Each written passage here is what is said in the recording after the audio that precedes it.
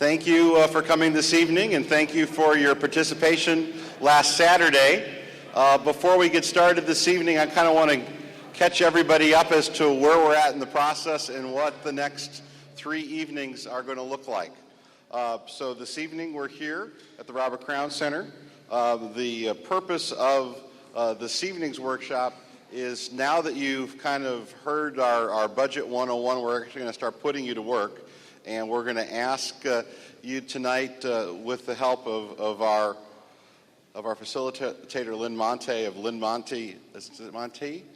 Monte, from Lynn Monte Associates. Lynn works with local governments all throughout Northern Illinois, and she'll be leading the next 3 sessions of these workshops.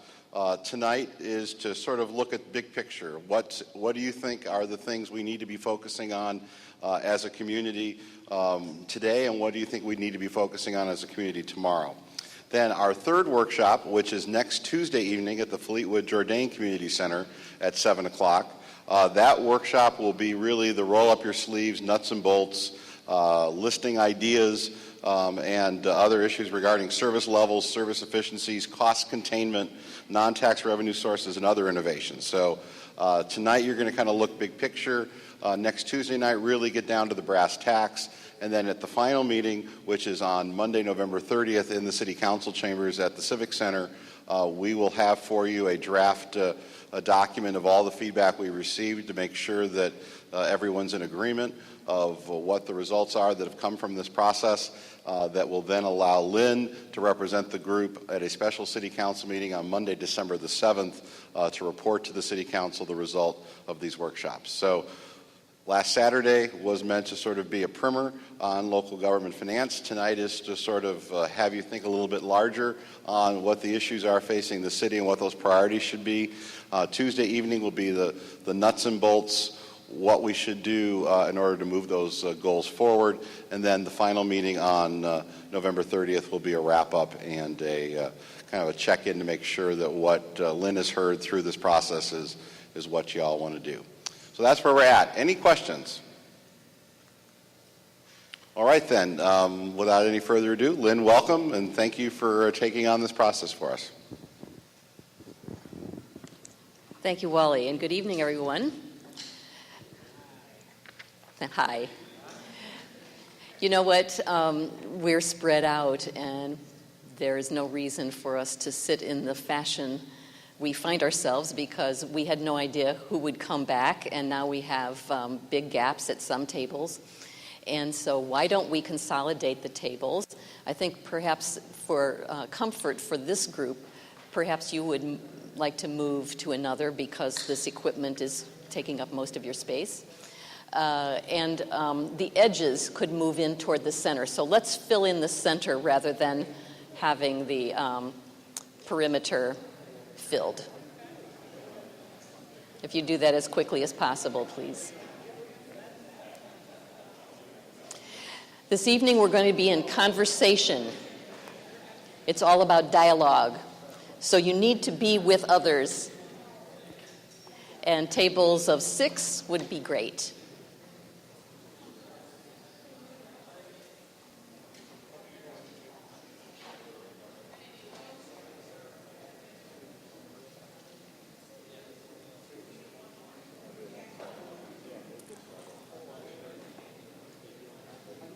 Wonderful. Look at that.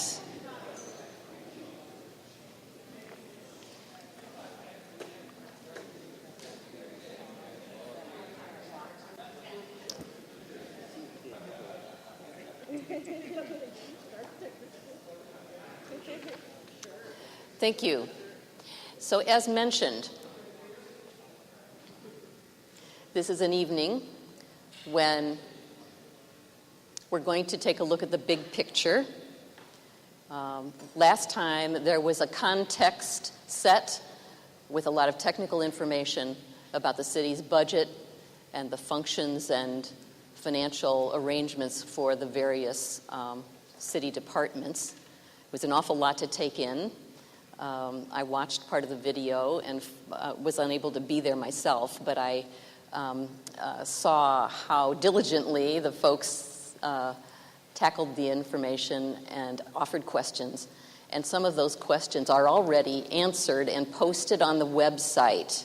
I believe that that information has already been given to you, but you can continue to check back there and to go to the tab called Questions, and you will see the responses that have already been prepared. In some cases, the responses are not yet finished. Some of those are going to take a while to answer, but those that were ready are already there. So tonight is an opportunity for you to dialogue with your fellows, fellow residents of the city of Evanston, and in order to begin a conversation with each other, which is really important because, you know, the wisdom of any entity is not really held only by one.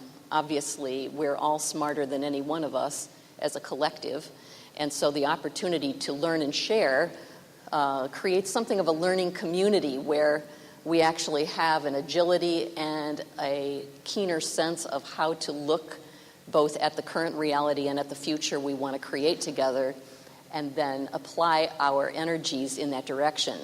So look at it this way. Tonight is your way of getting more poised to act more quickly and efficiently and effectively next time as you design, offer recommendations, suggestions, ideas, and we begin the synthesis process of those. So I'd like you to turn to your fellows at your table, and I hope you can see this, but it's so simple I can read it to you. Share with your table mates your name and what inspired your participation in these budget workshops. You obviously showed real dedication because you came back. Some of the others did not, and that's fine. Why did you? And I'm only going to give your table just, let's see, the biggest group is 7. So I'll give you about 7 minutes. 1 minute per person to share why you're here, and those of you with smaller tables have more time. We'll be back to you shortly.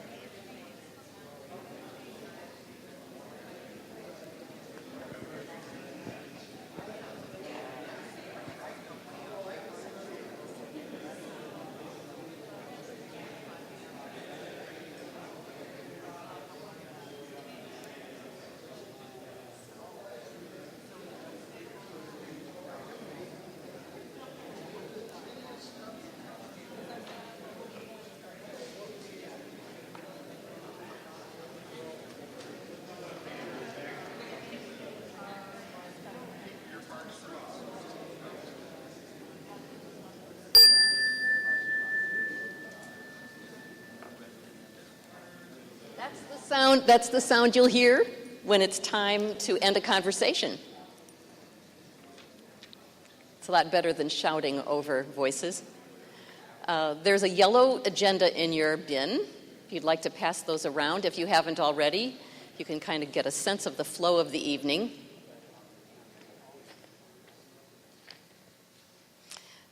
We started a little bit late and we'll be playing catch up for the rest of the time, but I think we'll be able to manage okay. We thought we might have had up to 70 folks here. So instead of 70, we have what? 30 or so.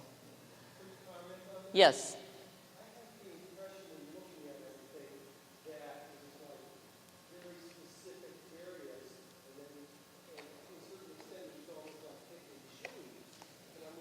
Oh.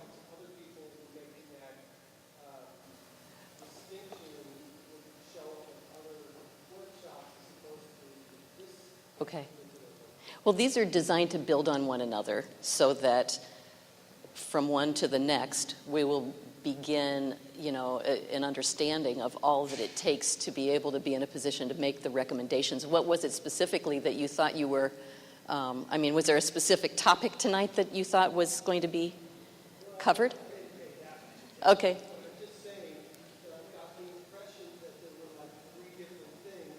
Oh, okay. Clearly you should open all. Okay.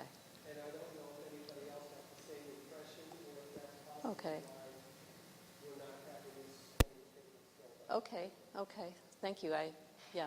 That's Robert. Would you like to say something? If that's the case, should people who have been to the initial workshop be allowed to go to the subsequent workshop? Sure. Anyone can go to subsequent workshops.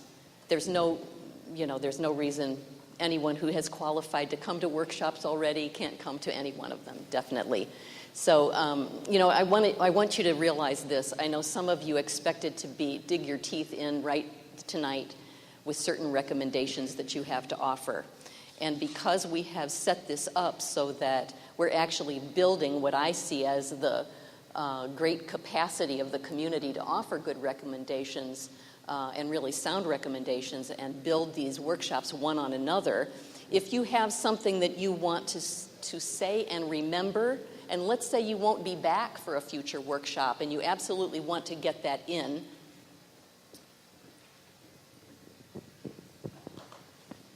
in your bin is a yellow tablet of Post-it notes, and up on the wall, the bright blue wall over there, is what I've called a parking lot.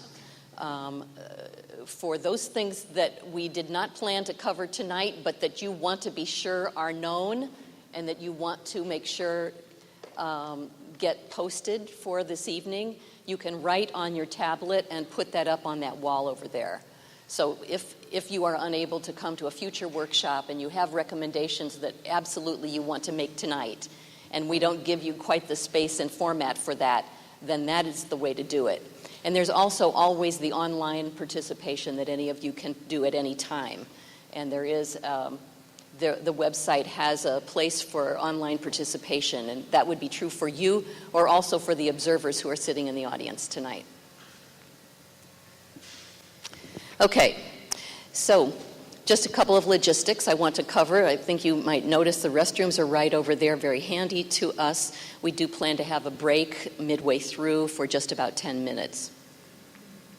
On the agenda, you will see that although these are somewhat cryptic titles and not that easy for you to understand, we are talking tonight about understanding the perceptions of the community about both the community and the city government, the perceptions of that, where you think we are as to where we excel, where we miss the mark, where we have a particular need for creativity and attention. And that is one of the ways we're going to start our conversation very shortly. We'll have a brief conversation about purpose, community purpose. And then we will go into essentially what is a kind of a notion of what the vision for 2010, 2011 must be. Now that we know the context, what is it we're trying to create by that time? So that in the end, by the end of today, we'll have something of a creative tension going on, a real clear understanding of where we're at, how we feel, what our values are, and our perceptions with connection to the community, and what we know we need to create by the end of this budget process, essentially, to get us positioned for the next year, and with a balanced city budget. So,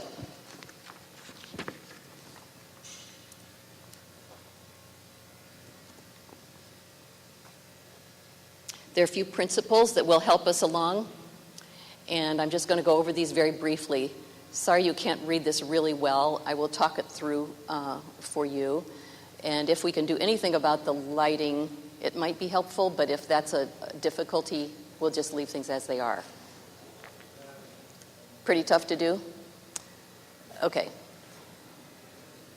So we're going to be using, and we have been using since the start of this process, what are called principles of engagement. The notion is to widen the circle of involvement, to help people become a learning community by connecting with each other and connecting around the purpose of what community and city means to you, to use democratic principles, and that's a simple principles we all know.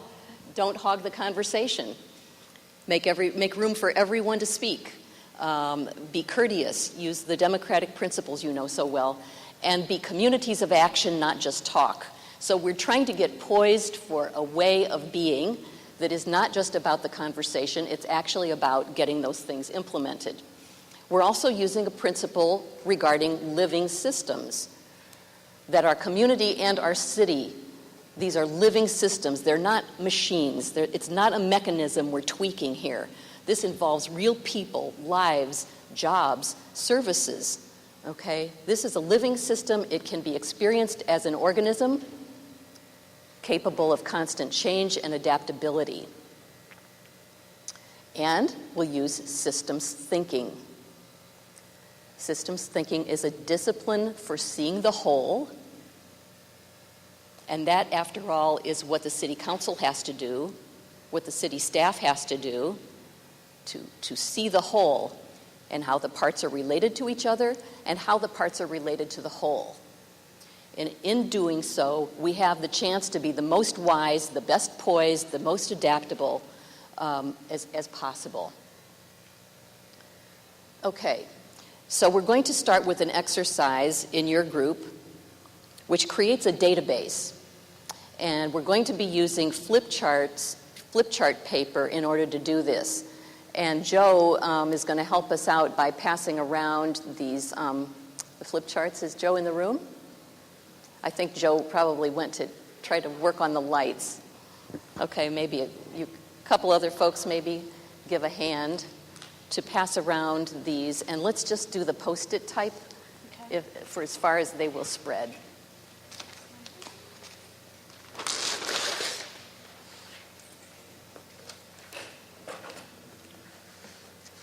There, that's probably good.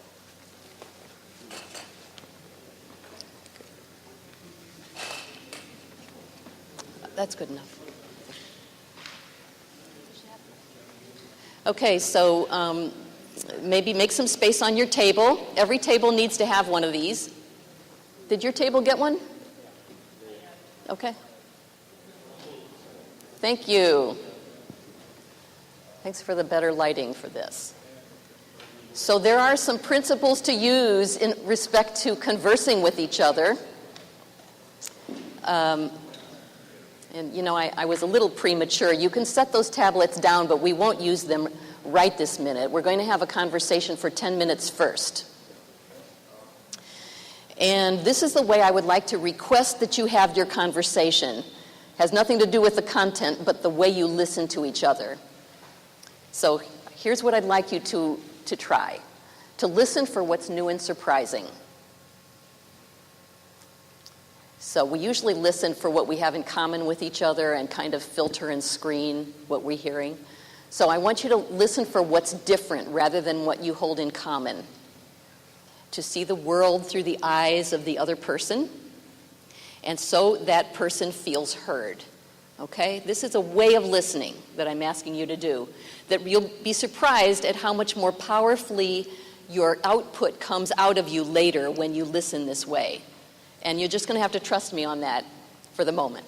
So listen not to judge if it's good or bad, if it's right or wrong, if you agree or disagree. This is a time to have a conversation and really listen to the other person, okay?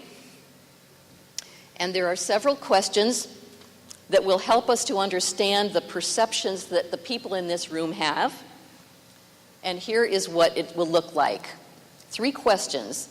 And I want you to just listen to each other and not write anything down to start with. Where does the community and the city excel? In other words, what makes me proud? Where do we miss the mark? In other words, what disappoints? And what requires our most focused attention and greatest creativity? I'm going to give you 10 minutes at the table. I'll leave these up here so you can refer to them while you're talking, so you don't need to write them down. I'd like you to each person take a minute or 2, whatever you can fit in 10 minutes, and talk about those 3 things. When you have finished, we will begin a recording process to create the database, which we will ultimately be putting up here on the wall. Okay? So 3 areas. What is the community and where does the community and city excel? What makes me proud? Where have we missed the mark, or what is disappointing? And finally, what requires our most focused attention and creativity? Okay? 10 minutes. Listen well, and we'll be back to you then.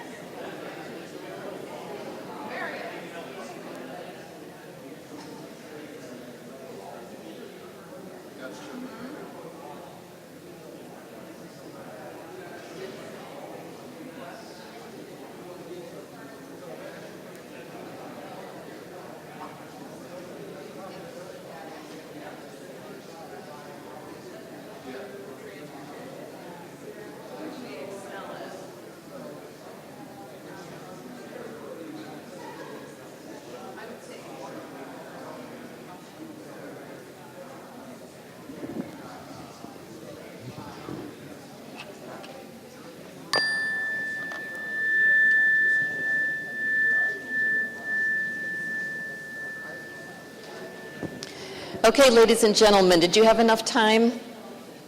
Your group is a big group. How much time do you need? 2 minutes? 2 minutes? We can give you 2. Okay. We're giving them 2 more minutes.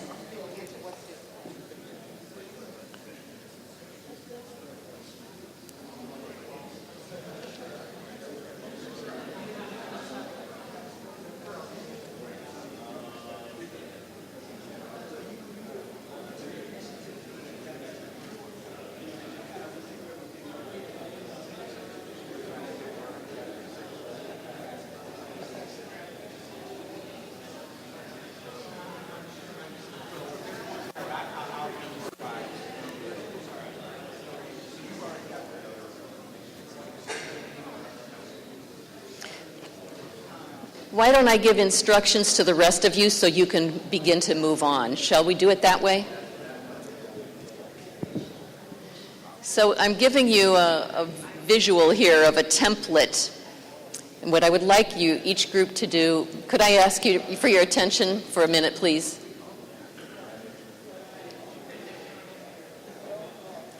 So the template will be like this. 1 page, at least 1 page, for everything about excel. Where does the community in this city excel? And just make your list. If you need 2 pages of where you think the city excels, then make 2 pages. Just begin to list them kind of in bullet point format, okay? Another separate page for missed marks. Where do we miss the mark? Okay? So we're going to again do 1 or more than 1 in that category. And finally, what requires our most focused attention and greatest creativity, caption that as you will. You could caption it focus, okay? So a third sheet is at least 1 where your conversational group thinks the city needs to focus, okay? And as you create those, I would like you to place them up on the wall. In this corner, this place for excel, this place for missed marks, and this place for what's needing great attention and creativity and focus. Okay? So in 15 minutes, I would like for you to develop summary themes from your table. Now, I'm not asking you for common themes so much as getting the summary of what your table had to offer. Any questions? Okay, in 15 minutes, and then I will call time. Thank you.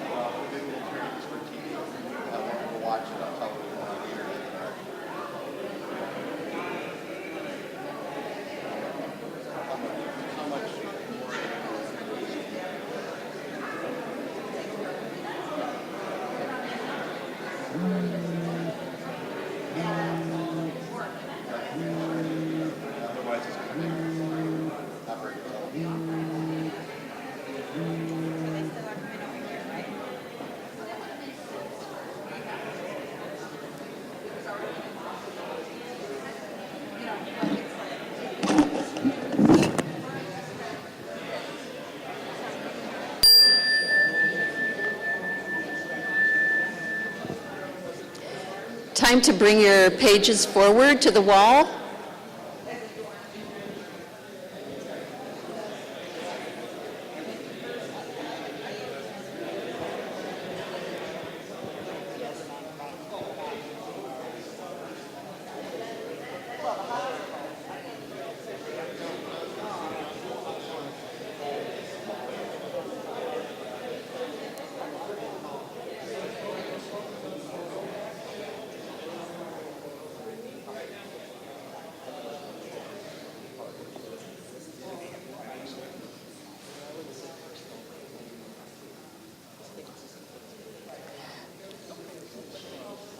Yeah.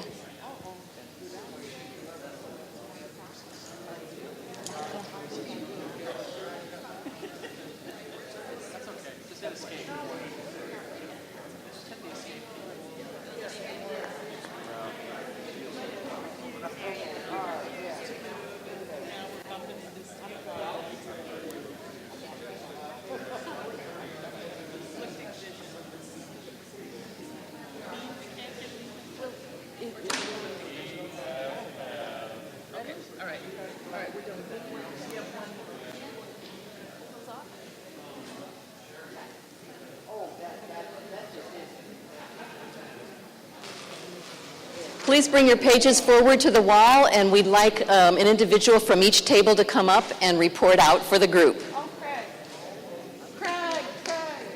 Who will begin?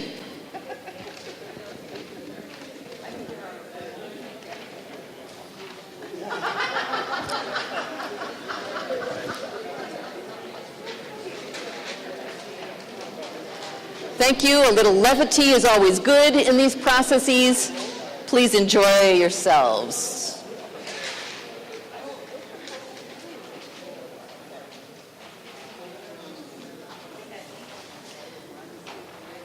Okay, and the lights are in the process of being turned up, but for the moment it takes them a while, and so we'll do our best in the dim lighting.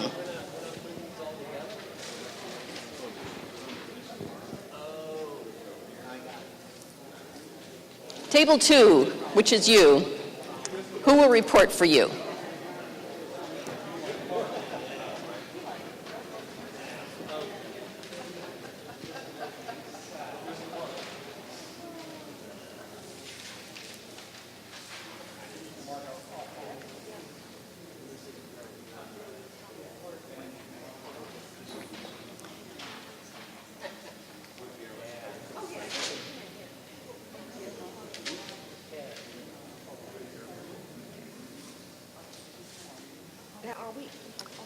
Will you report for your table? Are we done? We should be done. Okay, Robert, would you mind staying up and reporting for your group? Thank you. Table 2. And please report on all 3 categories, the excels, the missed marks, and the areas needing attention. You should not give me one of these. XL, or where does the community and the city excel? What makes you proud? Well, just the general feeling at the table is we're just proud as heck about Evanston, and any other town should be just pea-green with envy about our city. Anyway, our things that we noted were our diversity, our opinions. We're really good to trees. We have great schools and universities. Believe it or not, I'm a product of that. Citizen involvement, that's us here. Some people think that our social services are great. Our downtown is great. We have great transportation, public, and everybody likes our parks and the lake. Where do we miss the mark? The feeling is, in our group, that the streets aren't too good. Anybody disagree with that? Management, specifically city government, maintenance, specifically the maintenance of the budget, leveraging the people and talent of the city, parking and tickets. Some people wanted a closer relationship with Northwestern University. They thought that there was a lack of pragmatic leadership in the city, and some of us requested more development in the neighborhoods. Some people thought we spent too much year over year, and one person thought that the city is in everybody's business. What requires our attention? The budget. And then I put sort of sarcastically, duh. Then the gap, which is $8 million. Some noted that the option, some noted that there were options, increase fees and taxes, cut services.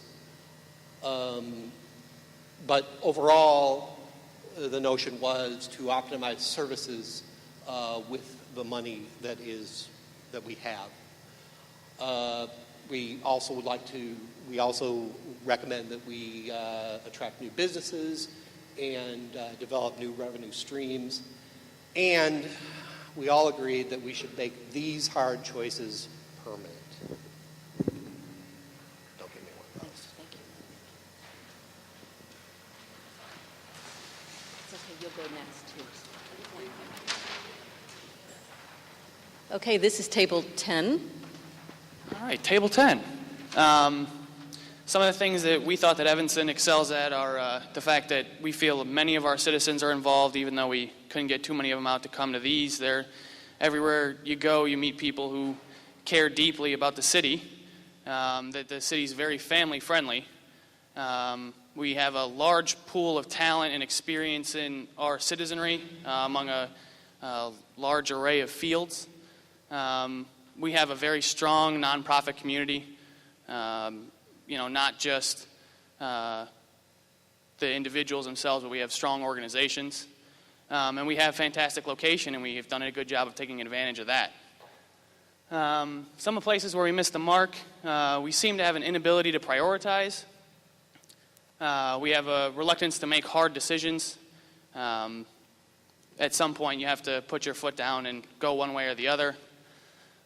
We often have conflicting goals and principles because of the nature of our community, and we need to work harder to resolve those issues.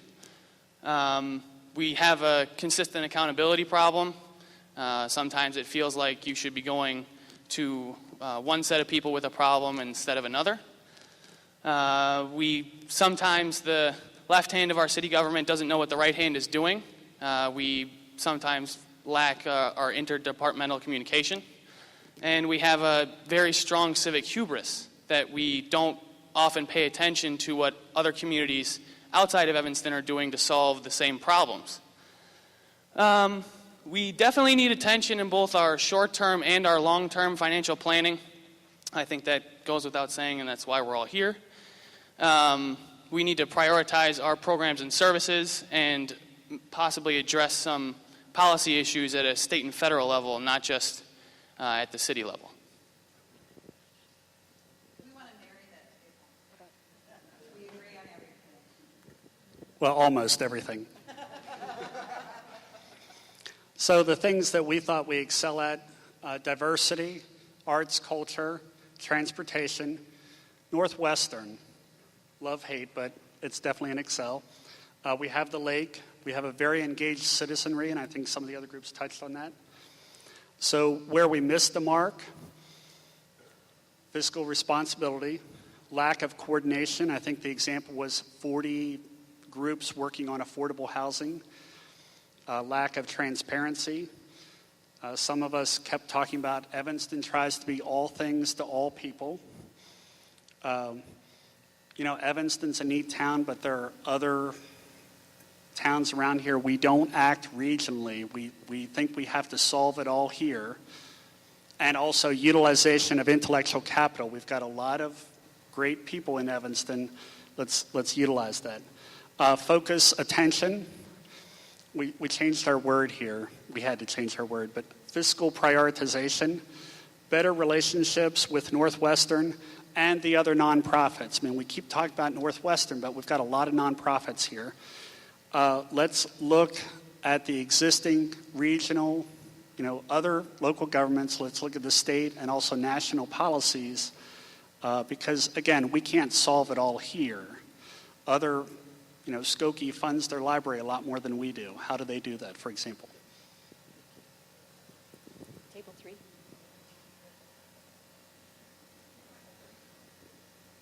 We need a spokesperson.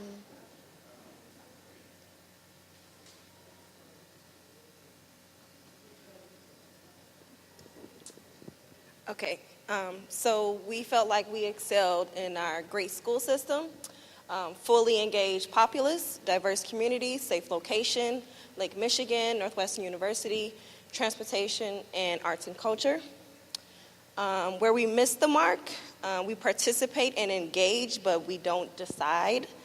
The council asks for the community to participate, but does not listen.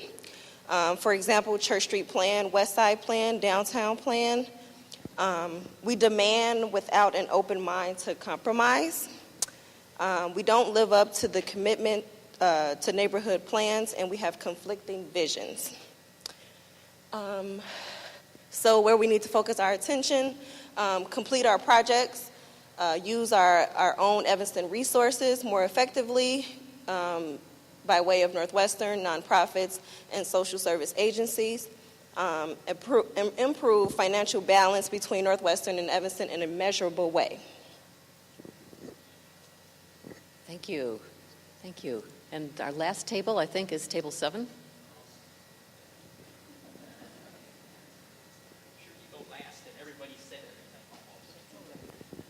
Okay, where we excel. We thought number one was, well, I won't put these in order. Engaged citizenry, volunteerism, a lot of volunteers in Evanston. The community expertise. We have a ton of expertise in this community. Good quality of life, schools, socially conscious community, resources, Northwestern, the lakefront, everything, just tons of resources, and cultural activities. Where we missed the mark, our relationship with the university, not utilizing them enough.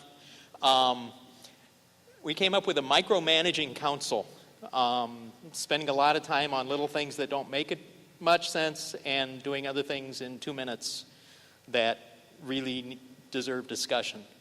Property taxes, business retention we missed the mark at, as well as job creation. Not listening to our own boards and commissions. We've got all these volunteers out there giving us information, and some of the time it just comes back and everyone goes, that's fine, we'll do this. Personnel costs. I think that that's something we need to look at. And on focus, economic development was the big thing. Utilizing the INU relationship and resources that are there. The budget, we say don't spend what you don't have. Seems pretty simple, but difficult to do. And prioritizing services, being more efficient.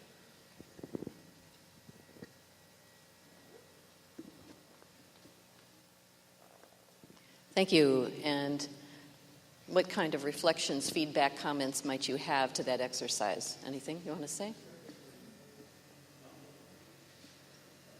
Yes?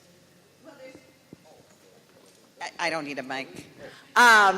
There's a lot of unanimity on a lot of those things. It's interesting. I've done these kind of things before, and usually civility comes up as something we missed the mark on, so maybe we're better that it didn't come up. But I think we all saw some things on other people's lists that we'd had on ours. Like, certainly the not listening to our own boards and commissions would be high on my list if I'd thought of it. Other comments? We'll bring another microphone over to you.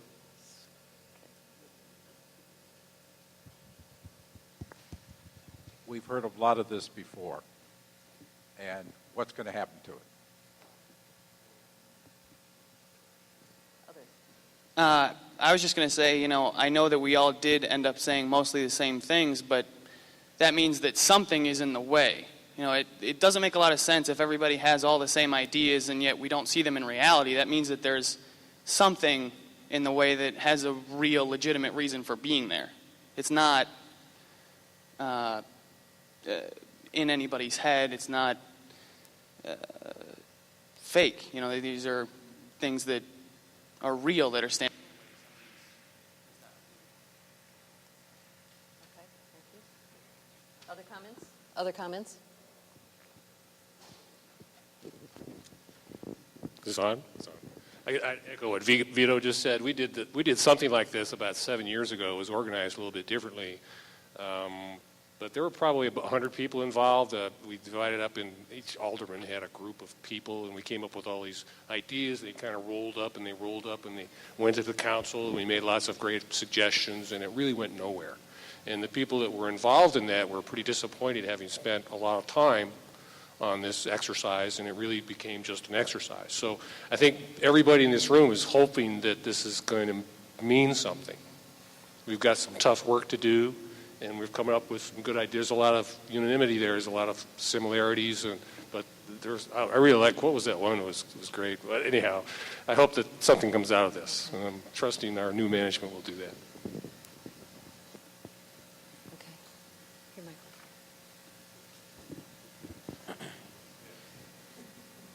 I guess there's a lot. I see a lot of good comments, overlapping themes, wonderful ideas. But personally, I guess I was hoping that these workshops were going to drill down into the detail of the budget, and I know this leads up to that to some degree, but more interested in the details. Thank you, Michael. I appreciate that expression, and I know that people want to get down to what they see as the work. I'd just like to ask you to realize that reflection is an action step. You will go faster and be more precise and more clear and more pointed when you take a pause and give yourself the chance to understand and reflect on what you care about.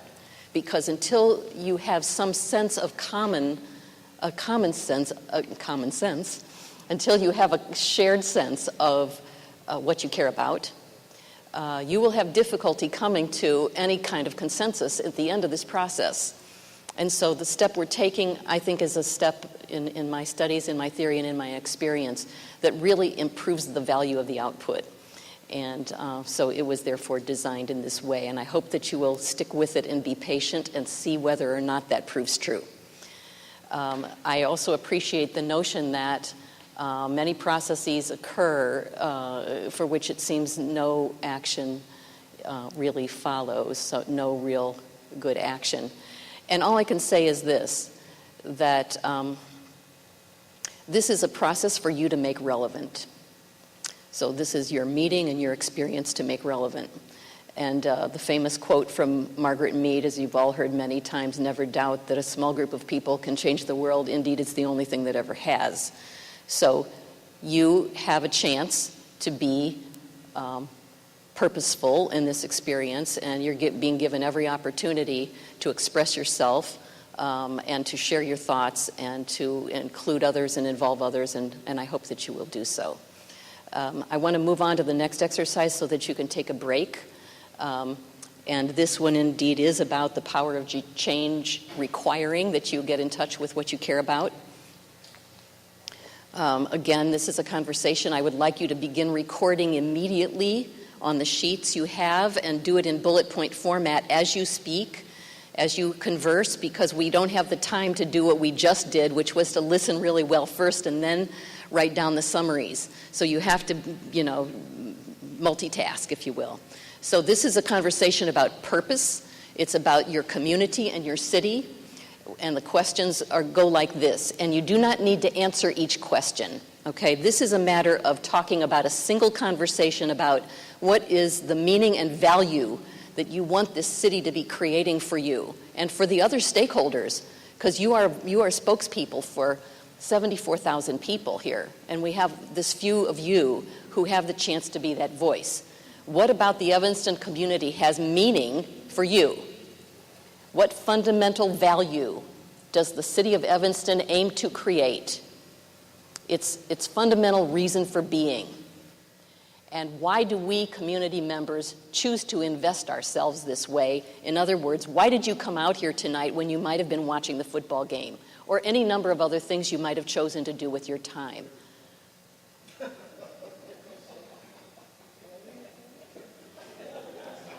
Does someone want to say that louder so we can all share the laugh? Oh, okay. Okay, so this is a conversation about purpose. I would like to give you 15 minutes to converse. And put everything into one list because it's really one conversation. And if you can't find your way to doing it that way, answer them each separately. It's okay. It will all eventually point to the same thing. And there is a point of clarification I want to pick up on. That's good. We could talk about, and we need to talk about the city of Evanston. This community of Evanston may feel differently to you. Some people find it interchangeable, but we are obviously talking about the city. So we're really talking about The city. We are talking about the city. Okay, 15 minutes, please begin.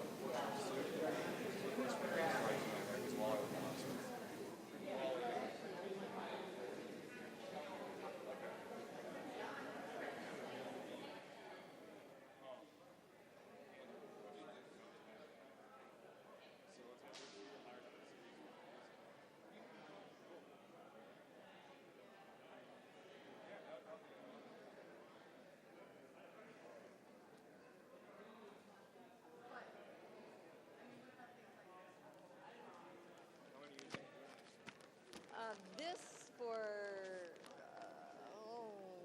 it's going on 8 years.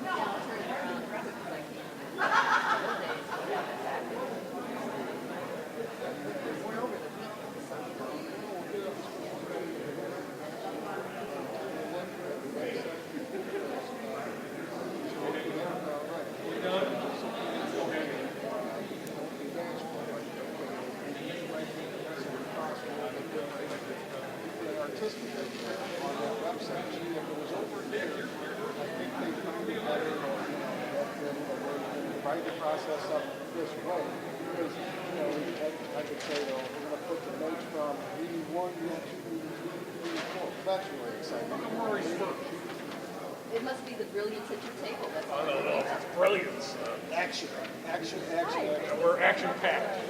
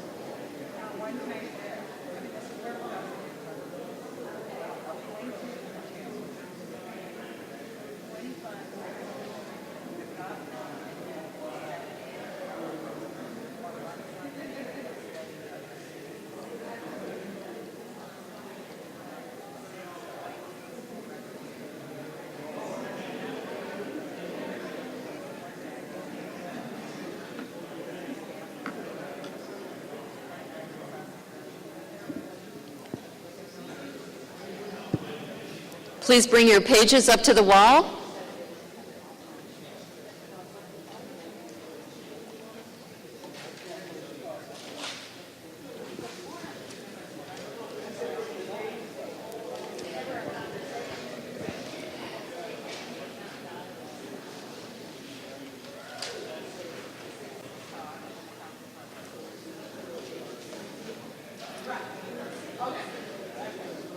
Okay, who will report out from your tables? Let's have a different voice this time.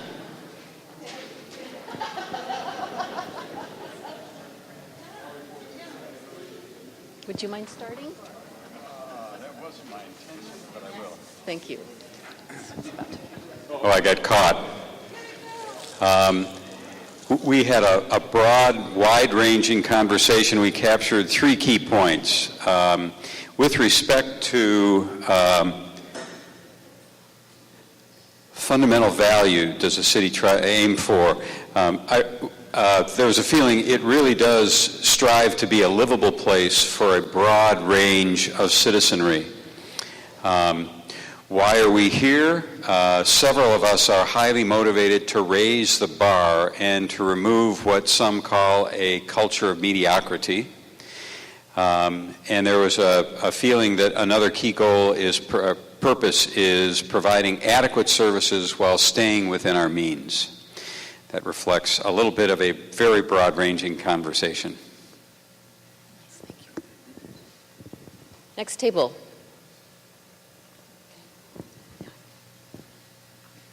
Well, we got hung up on what were we talking about? Were we talking about the community, or were we talking about the city of Evanston, which are 2 different things?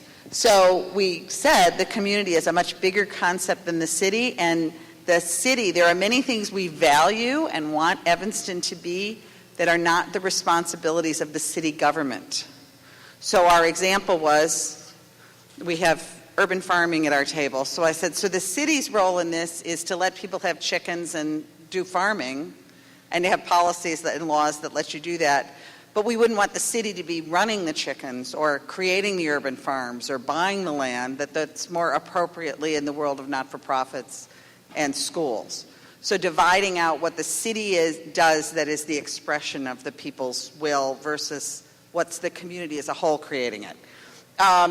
And then we got into a really long discussion about, on the far right, what people think government should do is, provide infrastructure and police. And then government shouldn't do anything else. And on the far left, probably you'd think the government should do everything. And where do we want to land along that spectrum?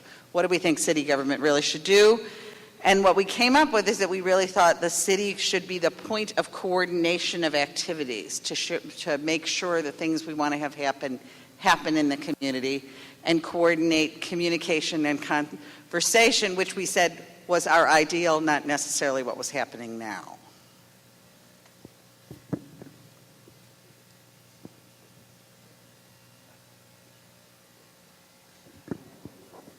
I think the first thing that came to mind for all of us was fire and police, and that Evanston is our home and all the security issues that go with that.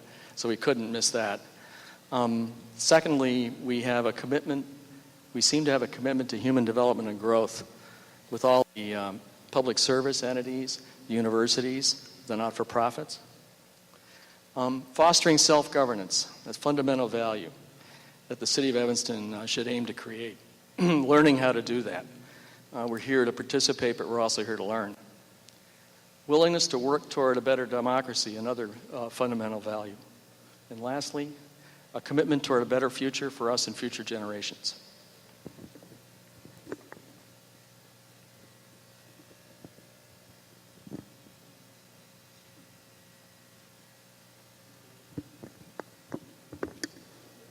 We talked about what about the community has meaning for us, and the greatest resource that any community has is its people. What makes Evanston the great city that it is its rich multicultural diversity. It's a great place to live, work, retire, and expire.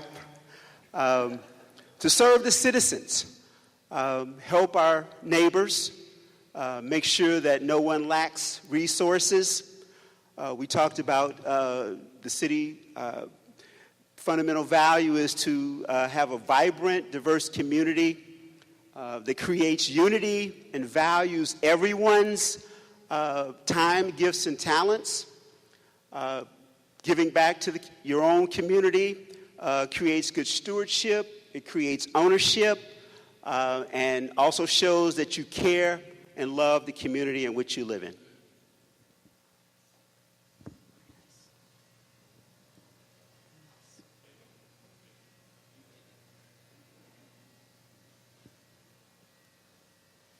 I'm not sure if we excelled or missed the mark on this one, but we needed some attention and creativity. Let's see, we talked about the purpose, quality of life. I guess we're all here about a quality of life, and Evanston's kind of a unique place, and we enjoy the quality that we have here with all its bruises and its good things too. We want to continue to be affordable, and we talked about that a lot, I guess, at the last council meeting and at many other times. But affordability of this town has always been a challenge, and we want to try to keep it affordable, which ties into the next one, calling it embrace diversity. This community is very diverse, and we like to keep it that way, and one way to do it is to keep it affordable. Also to affect change, positively affect change, the ability to affect change and the frustration that goes along with that. A lot of times it's very frustrating to get change affected. A lot of infighting, not infighting, but participatory nature of our community. So I guess that's it. Thank you very much. So, what I was asked to do, and I forgot, was for each person when you speak to say your name. And I apologize, that was asked, and I forgot to ask you to do that. So please help me remember in the upcoming times when you're speaking. So now you've heard a sense of your organization, this particular group's sense of purpose of this city. Also, some interesting points raised about the difference between community and city and how you differentiate or draw the distinctions. Very compelling questions that you're posing, not exactly answers. The lines maybe seem to be firm, but maybe they're less firm now than they used to be, or that may be one of the things that you begin to ponder as you begin developing your recommendations. Any thoughts, reflections on this exercise before we take a brief break? It's a compelling purpose. There's nothing really more important to name, and it is an articulation of what you care about. I was very moved by your presentations. I hope that you also took to heart that this is not only an intellectual experience, it is also a heart experience. That is how you come to be wise. And so I know that maybe rubs a few people the wrong way because you're used to participating in the public process very stripped from your emotions. Well, that isn't the right way because oftentimes they bubble up, don't they? But the notion here is that the way we do this purposefully, meaningfully, and effectively is to marry those two things. And so the process tonight is to help us get in touch with that whole picture. I absolutely promise you that the next workshop is all about the tangible things again. So this is the moment when we have a chance to get connected. After break, we will be talking about the future 2010, 2011, and what that needs to look like, what the essential attributes of that period of time are going to be. And this will give us a chance to create the tension between what we have now and what we need to create. So 10 minutes.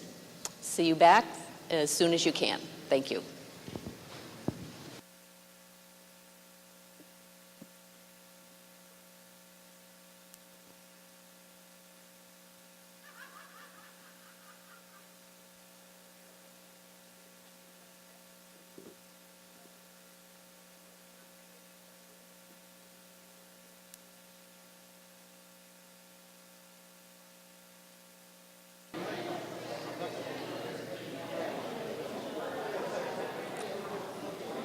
Track the width.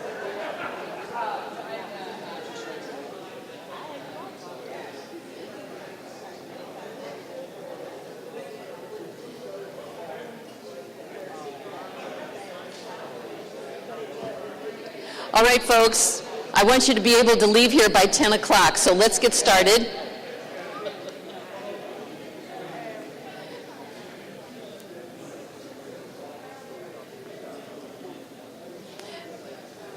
Would like you to have a slightly different conversational experience in the second half.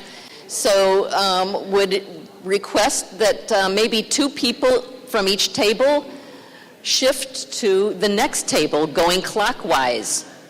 Okay, so that therefore you would have a little bit different experience. So 2 people from 4 move to 3. 2 people from 3 move to 2. And 2 people from 2 move to 10, it so happens. He's going to come along, aren't you? Come back. All right. Oh, okay.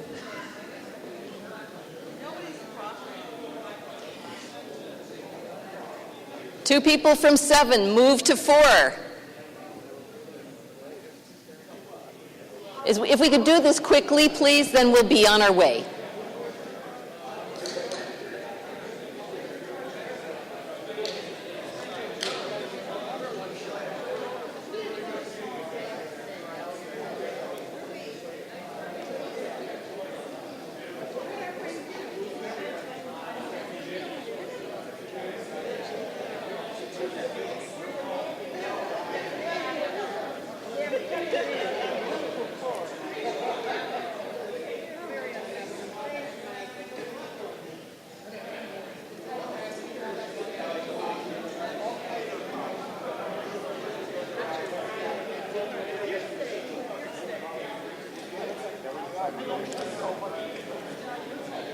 Tell you what, how about if 2 of you move, or 1 or 2 move over here too, because this table is very light. Nobody likes us over here, I guess. What time is it?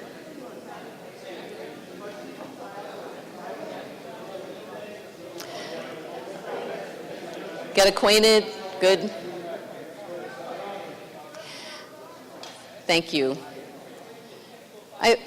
This room is not that easy acoustically. So I really appreciate your help in calming it down, and so we can get to our work, okay? Thank you. So the next segment is about identifying the essential elements for 2010, 2011. This is about what we need to create coming forward. And for the process to work well, I would like us to introduce the concept of brainstorming. And that is that in the next segment, you follow these kind of guidelines to generate as many ideas as you can, not to discuss what people raise, but just write it down. Not to judge good or bad, and the more ideas, the better. So you can just build off of each other's ideas. So let me give you a little instruction here as to the prompt. We have a context that we were briefed on by Marty Lyons and the city staff last Saturday. We have certain fiscal conditions that are extraordinary, and we have to use that as the context for what you will be generating, the ideas and recommendations that are coming forward. But given what you've said already this morning, there's a certain character, a certain flavor, a certain way that the city of Evanston wants to be. There are certain essentials that can't be compromised. And so this particular exercise is about your naming what is essential. What I'd like you to do is answer several questions to point to that. And the questions are these. What does success look like in 2010, 2011, given the context, the current fiscal condition, the current context of what we care about? What do we see in here that suggests success? What is it going to be like? What characterizes our city? And how are we different then than we are right now? In other words, what is it that we're creating that's different from what we have? So I want you to have a conversation. I want you to write a lot, generate as much as you can on your sheets. This is about the essential attributes for 2010, 2011. The absolute musts to maintain and still be Evanston, even while you trim and cut or whatever it is that you're going to be suggesting coming up next time. Okay, let me give you 15 minutes for that conversation, and I'll check in with you at that point and see how you're doing. Please begin.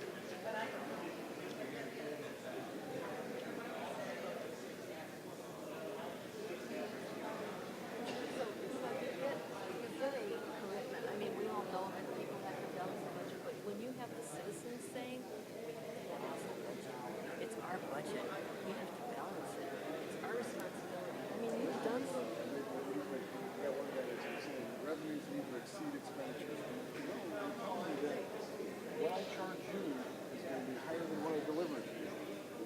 Okay. That's how we end up with reserves.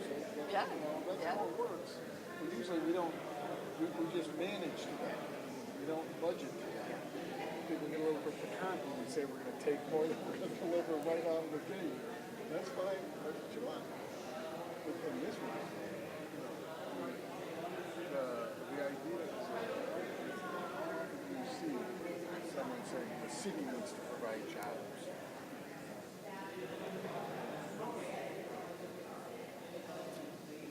That's the stuff. So do you think that's what they mean by that? Or do you think they mean city Not just jobs? city employees. The city needs to be actively Yeah. engaged in making Job sure creation. there's job creation in this town. That I get. Yeah. That's economic Yeah, development. yes. That's another word for it. But, That's what I thought. but part of that is, I mean, we're heading down the path of, a residency requirement for all people working in the city. Is your schedule fully booked tomorrow? No. Because after I get this turned around, and I have somebody coming in early, then I'm gonna get started on it right away. That's I mean, the number one priority right now. okay, I so move things organizing around. it to and designing. If I could design the experience in conversation with you, okay. I think I would feel a lot better about the way it's organized, so that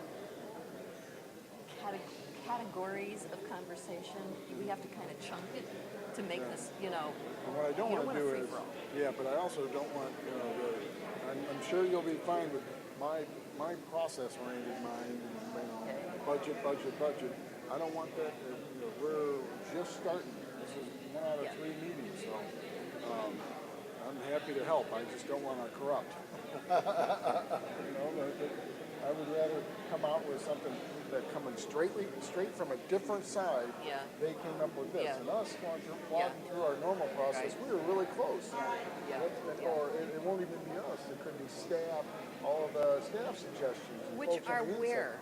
Where are We're those? putting them together. We don't Oh. have them all. Okay, so are those going to be ready for our inclusion in the next workshop? That was the idea. Let me check. That was the idea. So that we would have. Because I got my 2 note takers right over here.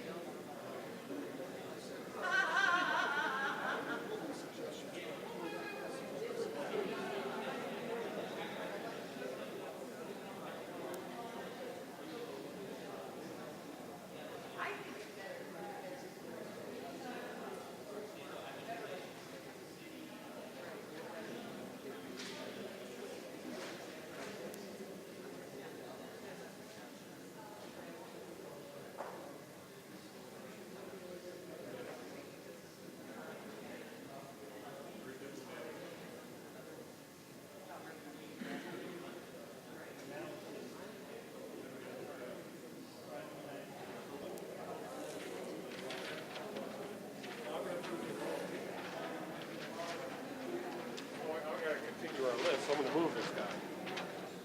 Okay, that's fine. All right? Yeah. I'll get a little bit. Whoa, okay. Well, I guess this person is the same way, actually. Which one? That green goes over here. The green? Yeah. Oh, okay.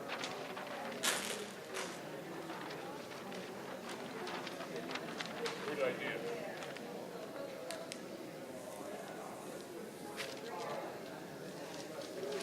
Remember that tape? Okay. Just the right stuff? It doesn't work. There's no end. Oh, here.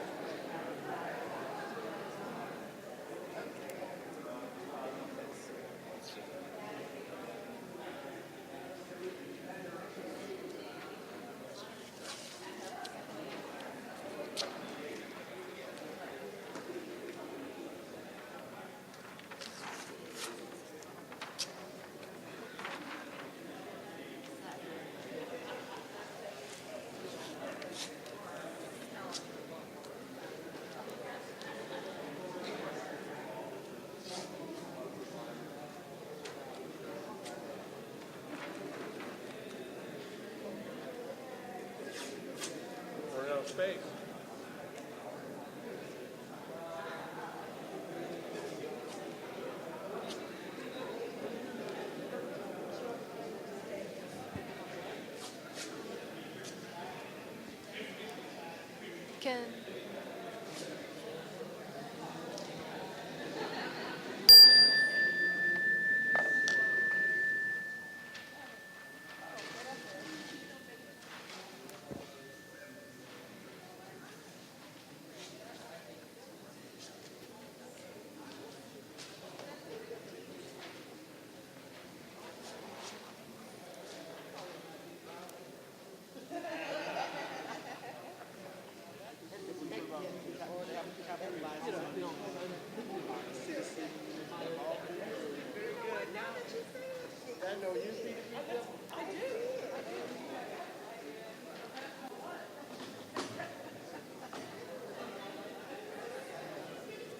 Yeah, I'd like it to be seen. If it's too low, we won't.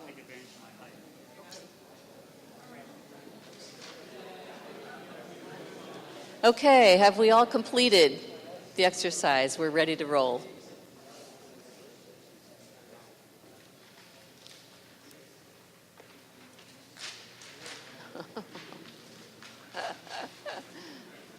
There's a limit here. Do you want to cheer? There you go, Craig. Right at the roundabout.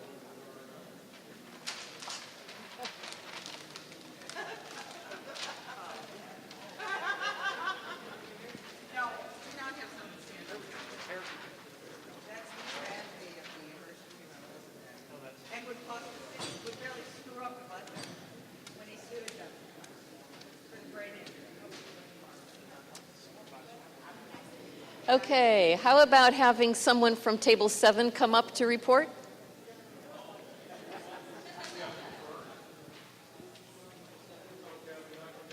By default, okay.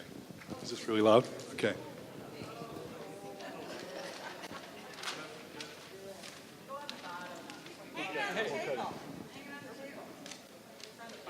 No, that's all right. Okay. Table number 7, essential. Balanced budget.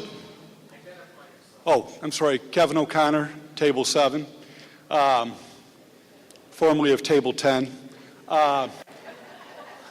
We came up with our essentials were a balanced budget, that revenues should exceed expenditures, not that revenues should be equal to expenditures, jobs, business attraction and retention, safe community, public transportation, infrastructure, which was talked about earlier, roads, etc., schools, education, a smaller government, an efficient government, a smaller property tax bill, mayoral and aldermanic pay cuts, a 12-step program. I'm sorry, okay. I think we left out also an increase in premiums for the health care that the mayor and the aldermen receive. We need a 12-step program for recovering politicians. Please don't spend money that we no longer have and never have had. Temporary furloughs, community involvement, honest, tough choices concerning the pension crisis, a more attentive, responsive city council. City staff should reflect the current economic conditions. We should be living within our means. We should maintain our library services in the current environment. They're very important to those that are without work and those that are homeless and everybody in general. Partner with Northwestern University and other nonprofits. No new programs midstream without reducing something else. Everything should balance and be offset. Limited change orders, and use in-house city community resources. Table 7. How about this table 4?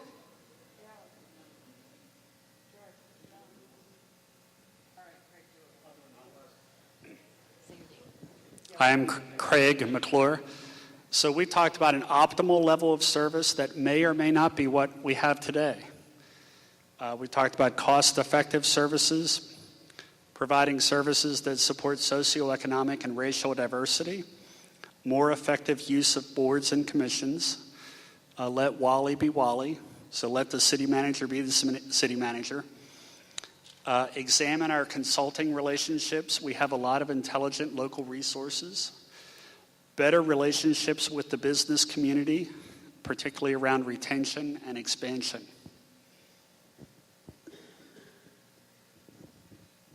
Thank you. Next. Table 3.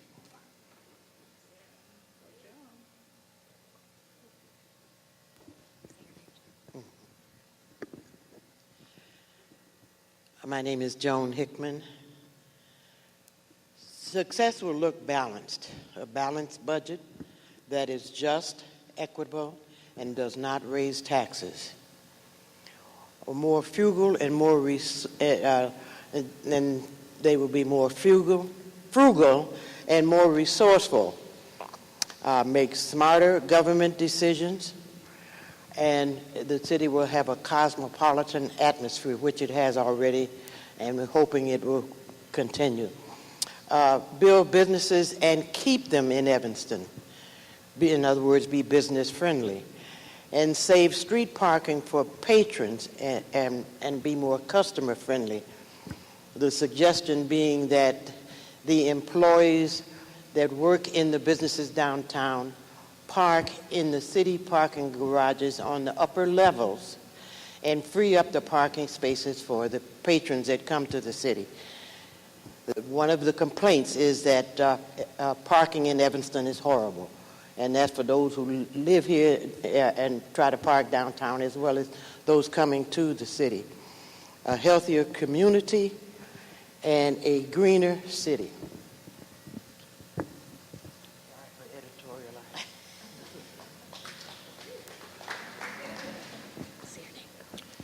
Carl Bova. Some of the factors that we were looking into is that we need to have a passion for fiscal responsibility. We need to build a 1, 2, 5, or 10-year financial plan. We need to share functions with others, especially other cities, the university, and our non-for-profits. We have attracted new business. We find untapped resources, widening in events, for example, to include a bonding of one event with another. We found that by doing nothing sometimes saves money. An ability to bundle those attractions, once again. Discipline to do more with less, and especially across the board effectiveness. More bang for your buck. Continuous search for effectiveness and competition within. A leaner and meaner government. A one-time personnel reduction that lasts and gives a sense of stability to the employees for a 5 or 10-year period. More fiscal transparency. For instance, facilities management, parks, and fleet services all have costs associated with it. It's hard to unbundle them, especially for the public. Justify every action, especially with respect to consultants. They need to provide value added and a return for investment. Did they give us what we need and want? Establish a cost-benefit analysis. Set up and reach goals regarding efficiency. We are fair about new fees, programs, and expenses. And we need to capitalize on citizen input. Very good. Have we heard from everyone? Oh, no, one more.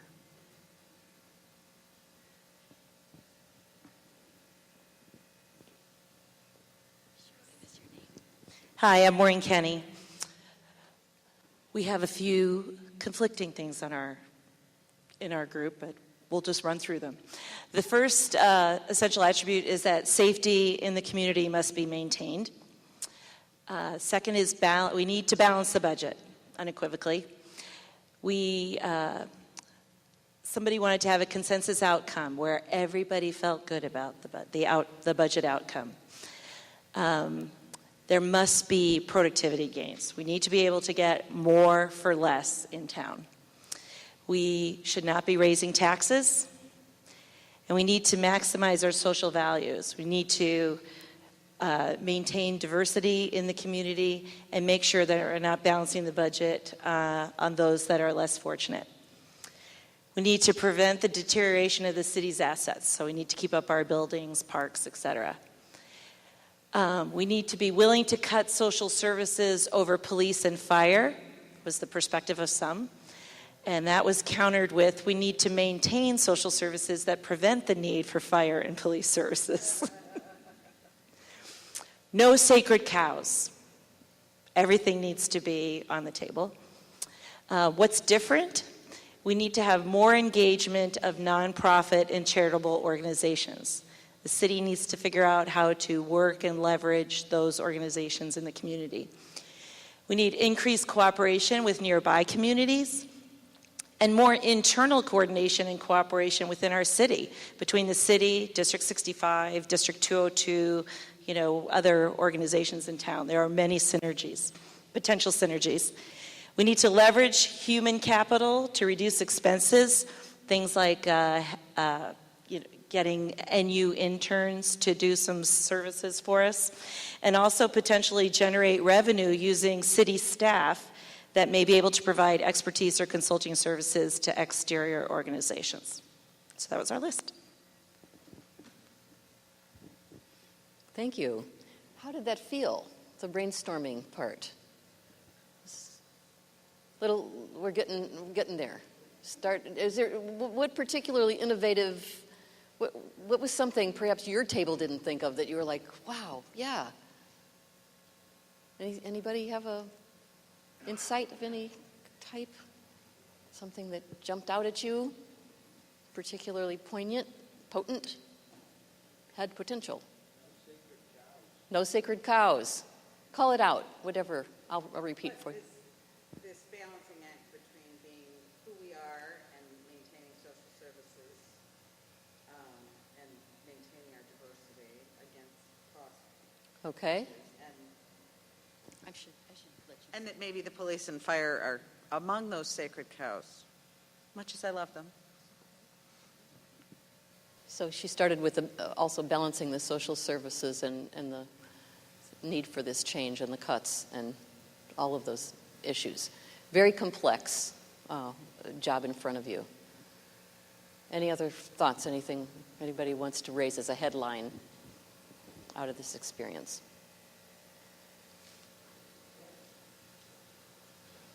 I'll make the point that at least at our table there was a lot more contentiousness as people started talking about these ideas, and people are coming from different places on it. Okay. Let's put it that way.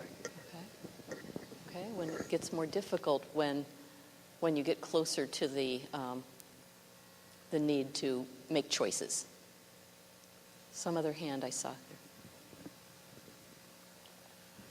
One of the things that came up, which is probably maybe a little bit more proactive, but the idea that we've talked a lot about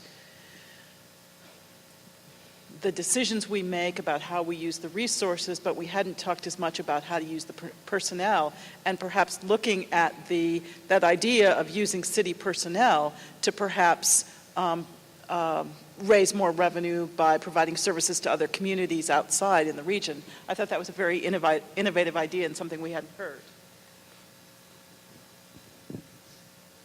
Okay. Any others? Headlines? Okay.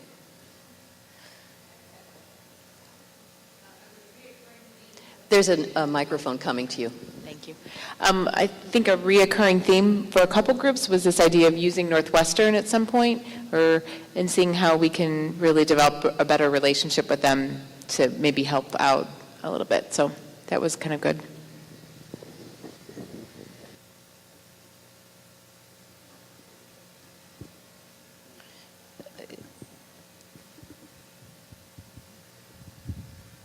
I would say that it's really easy to throw out all these grocery lists or laundry lists without discussing, because if we started to bog down in discussing them, then it kind of slowed the pace, but it shows the difficulty in what people think's a good idea, but then how do you get from point A to point B to achieving that, what you referred to in complexity. In that. So it's nice to have something very fast like this, but then it's how do you get there?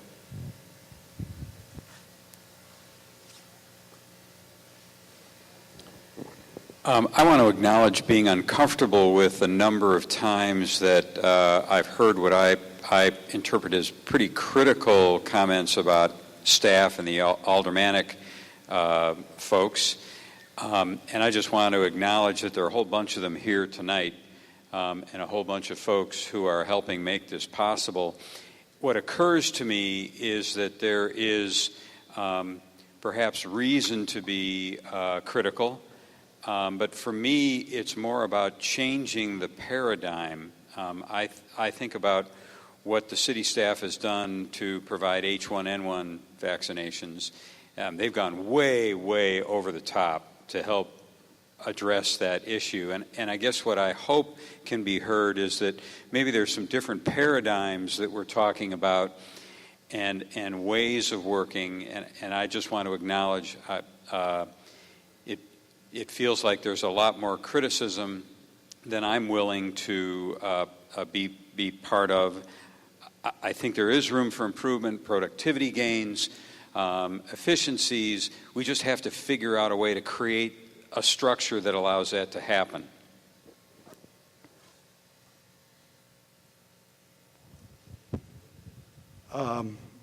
Bill, I just want to respond to that because I think you're alluding to what I put on that list about aldermanic and mayoral pay cuts.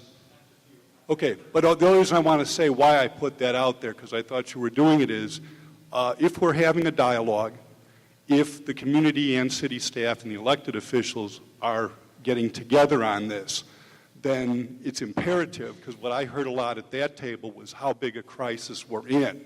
And actions speak louder than words. There's a large amount of money spent in the budget on the city council. I'm not going to debate that here. This was just to throw ideas out. It wasn't meant to be critical, but the thing is, it's a very, very hard-nosed thing of where can we cut on that. And, you know, if governments run like businesses are on the street, you come to a completely different place.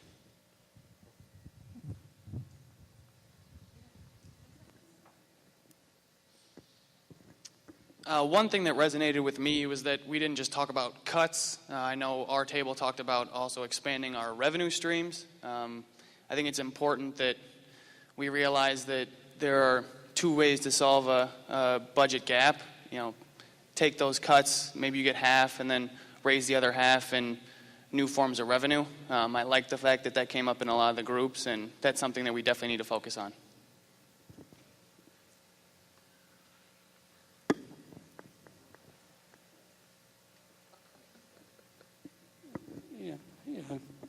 In my opinion, the city council and the mayor are underpaid. Each of them dedicate a lot of time, and they do what they should do, and they're doing a great job in it. See, Alderman Rainey, I've always told her I thought she was the best alderman I know.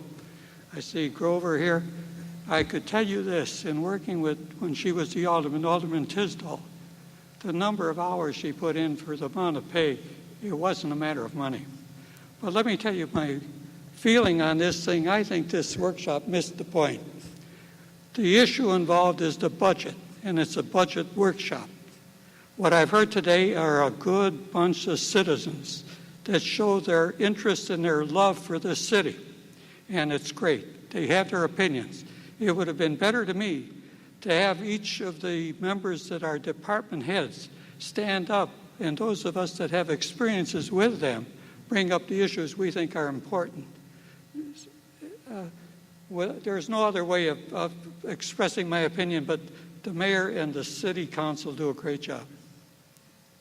Thank you. And that opportunity will be there next time. Other comments? Okay. One last one, then we'll move on. When I looked at the budget materials on the website, the one thing that strikes me more than anything else is that there's a lot of categories. And with as large of a deficit as we have, it's going to mean cutting or either raising revenues or cutting in a lot of different places. And that is what's going to require the creativity, because you can't just go to one section and say, okay, well, we'll get the whole $8 million here. It's going to have to be spread around. Good, thank you. Well, you segue very nicely into what I want to point out as something we started with this evening. You'll notice that we did 3 categories in our database creation. We did where do we excel, where do we miss the mark, and what needs attention and creativity.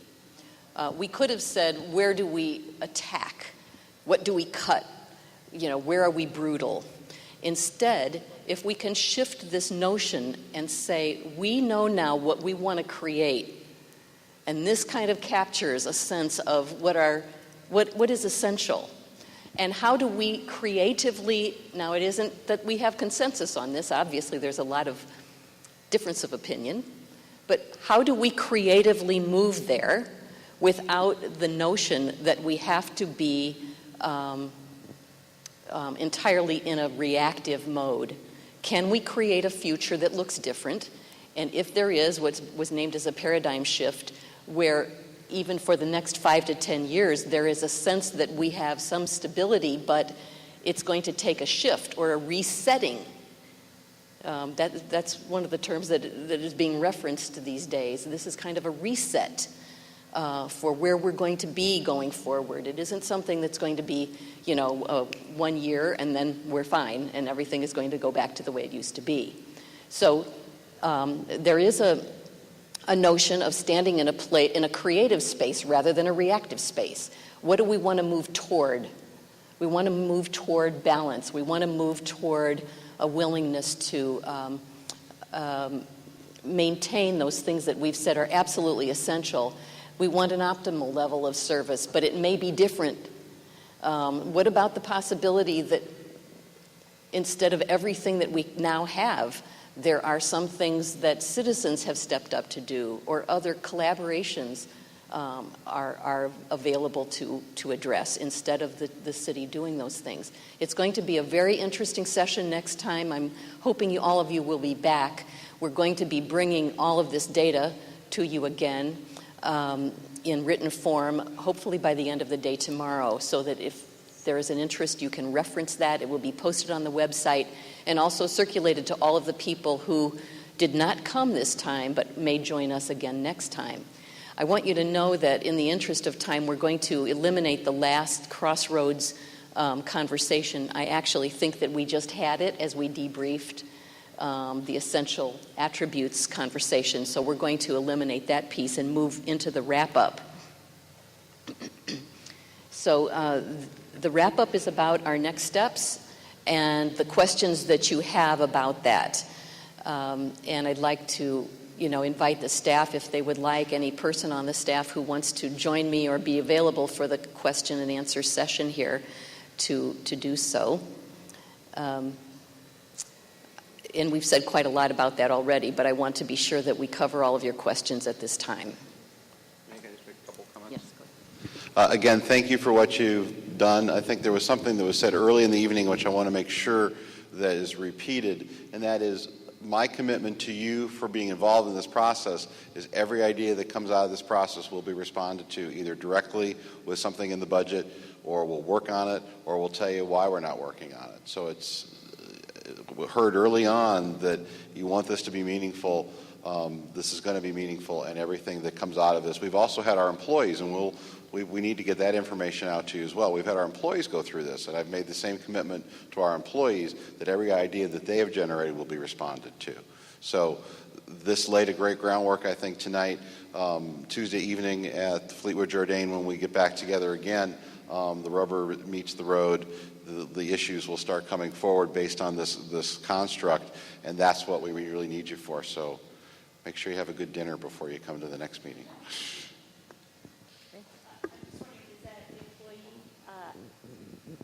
Is the employee input, is that going to be presented to the city council? Is that part of your presentation to the city council on the 7th?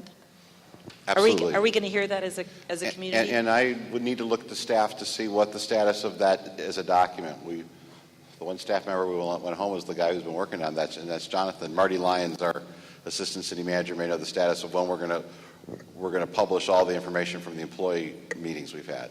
It is our goal tomorrow to start putting this and the staff information together. We have that done. So the goal is to try and get it in a similar format.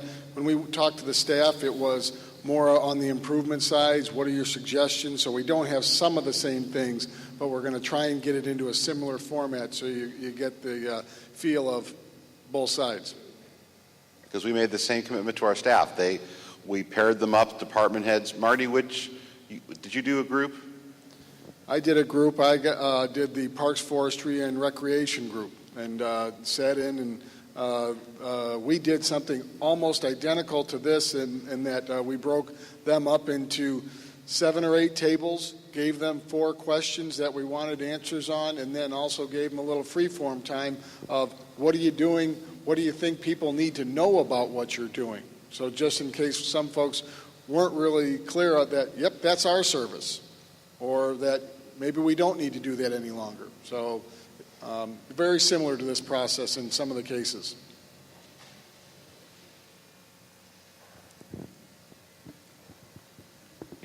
I just wanted to point out 2 resources that we already have, and a lot of people probably may not know about them. One of them is Leadership Evanston, which is a training for, well, you learn about the city of Evanston, but you also, it's a training to help you to get involved in the city and join boards and things of that nature.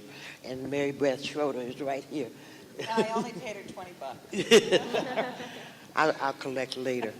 The second resource is a Citizens Police Academy, which trains you how the city interfaces with the police department, and you can sign up for the one that's going to be starting, I think, in March, and that's for 12 weeks, and Mary Beth says for 9 months.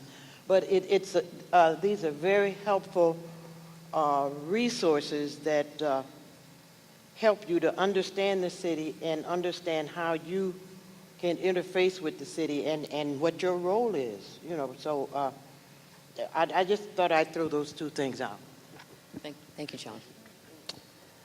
Any other questions? Yes, microphone over there. You know, one thing that we just haven't talked about tonight is the revenue side of the budget. And this is something that nobody, on all these charts, nobody wants to raise taxes.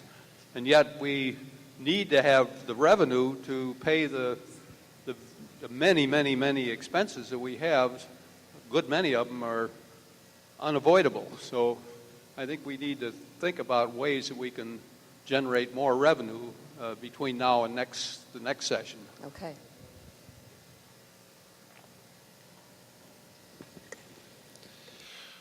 One of the techniques that have been used over the course of the years in talking about the budget has been privatization, outsourcing things.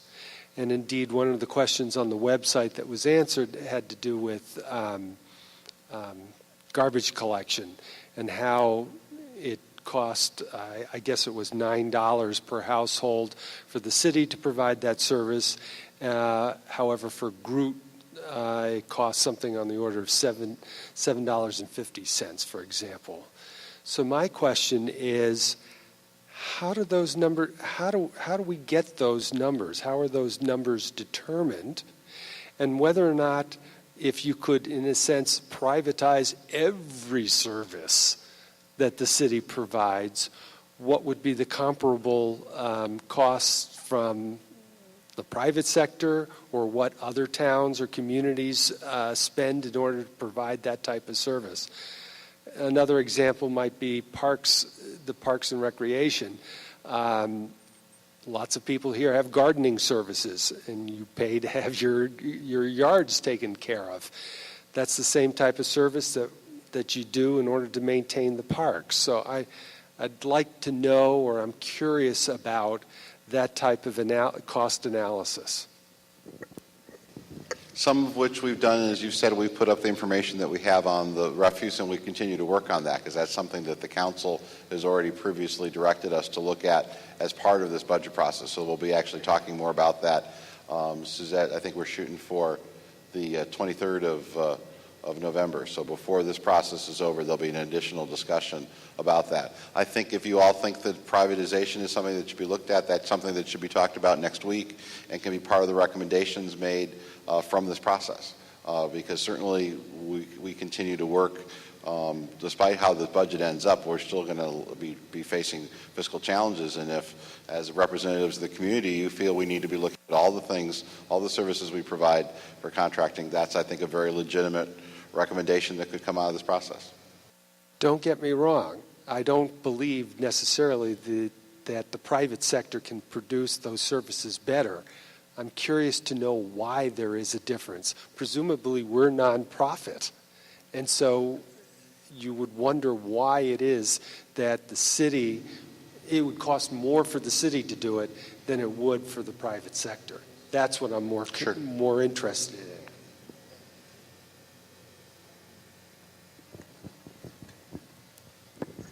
Mary Beth is going to love me, but I'm going to throw it out there. So while we're talking about privatization, I would like to understand more about the water department. So my partner and I come from the East Coast, mainline Philadelphia. It's all private water.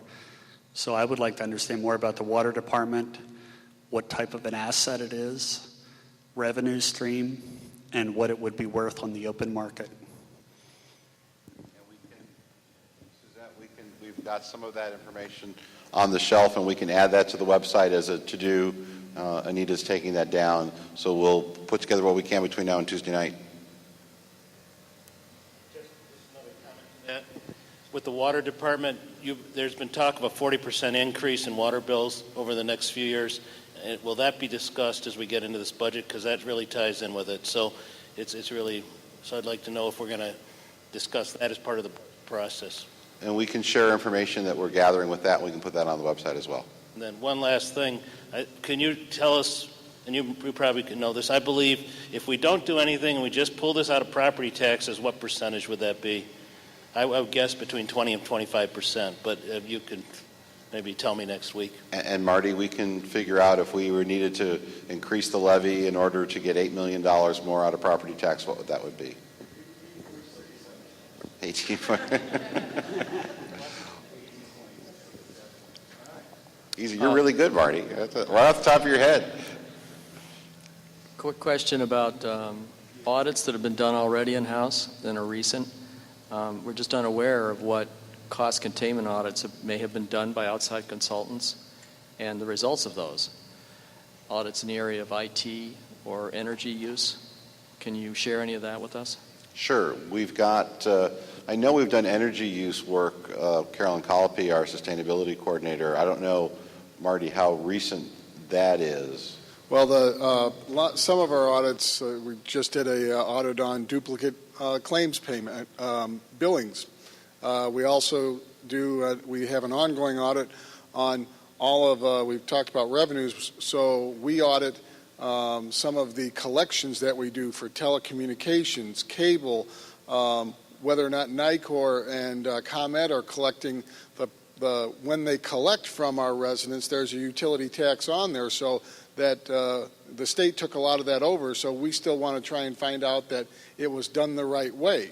You've paid it. We'd like to make sure it gets back to the city at the right amount. So, and we're also looking at a few other internal control audits. But as far as the energy, that's been a while back. So, we'll put together a summary document, Anita, of everything that we can put our hands on in the next couple of days. But there's an ongoing, as Marty's alluded to, ongoing process, and it's a cyclical thing. Most governments do that. Other questions? Stay because we're going to just wrap up. So the next workshop information is on the screen there. I think you already know the Fleetwood Jourdain Center Tuesday night at 7 o'clock p.m. I want to bring your attention to the green sheet in your bin, which is a feedback form. Would love it if you would please fill that out and leave it on your table or in the bin when you've finished, so you can circulate that to your peers now.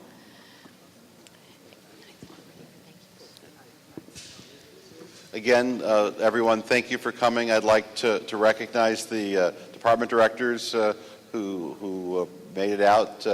Anita Patel of our budget office, Joe McCrae, Shani Jackson of the city manager's office.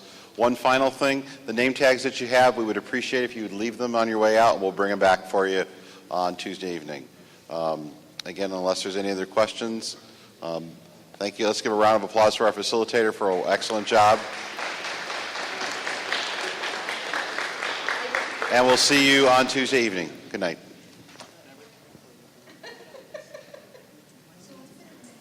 He's got it.